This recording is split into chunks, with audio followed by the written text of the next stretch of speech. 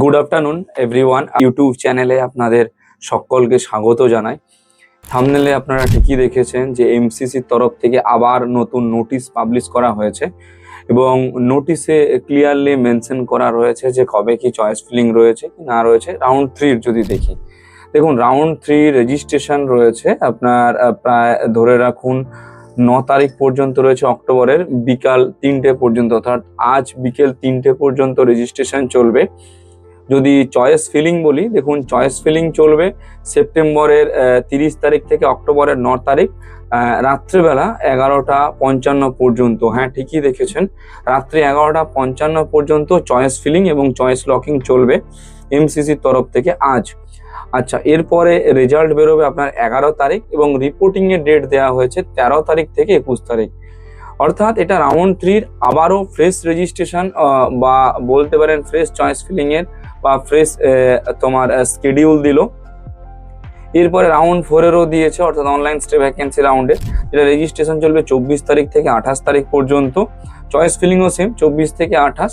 Result বেরোবে অক্টোবরের 31 তারিখ এবং রিপোর্টিংটা হবে নভেম্বরের 1 তারিখ থেকে 7 তারিখ। অর্থাৎ এমসিসির এই যে রিপোর্টিং বলুন বা এই যে রেজিস্ট্রেশন বলুন বা চয়েস ফিলিং বলুন, এইটা ক্রমশ পিছোতেই থাকছে, ক্রমশ পেছোতে থাকছে। যতটা এমসিসি পারছে পিছিয়ে যাচ্ছে। কেন এমসিসি পেছোচ্ছে, কি কারণে পেছোচ্ছে, আমরা তার কোনো রিজন জানি না, কিচ্ছু এর পিছনে কারণও দেখতে পাচ্ছি না যে পেছনোর।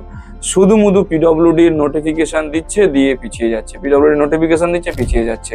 মানে এই বছর টোটাল এমসিসি যে কি করছে সেটা কেউ জানে না, কারোর কোনো রকম ভাবে কোনো আইডিয়া নেই।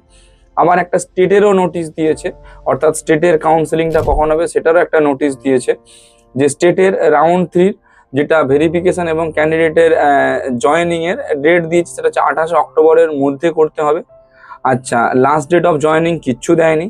স্টে ভ্যাকেন্সি রাউন্ডের ক্ষেত্রে কোনো আপডেট দেয়নি। স্টেট কাউন্সিলিং এ শুধু আপডেট দিয়েছে 29 তারিখ থেকে 3 তারিখের মধ্যে রেজিস্ট্রেশন কমপ্লিট করতে হবে। লাস্ট ডেট অফ জয়েনিং দিয়েছে 7 নভেম্বর, কিন্তু কোনো আপডেট নেই যে ভেরিফিকেশন জয়েন বাই ডাটা কবে থেকে হবে কি না হবে। তো এই হচ্ছে এমসিসির হারকাত এখন এই সিচুয়েশনে দাঁড়িয়ে। তো সমস্ত পেরেন্টসদের উদ্দেশ্যে বলবো, আপনাদের যার যা কলেজে আসছে আপনার অ্যাডমিশনটা নিয়ে, যারা এই বছর চাইছেন কোনো রকমভাবে ইয়ার নষ্ট করবেন না, তারা কাইন্ডলি এই বছর অ্যাডমিশনটা নিয়ে পুরো জিনিসটা ক্লোজ করুন, পুরো জিনিসটাই ক্লোজ করুন। নইলে কিন্তু প্রচুর পরিমাণে প্রবলেম হবে আগামী দিনে।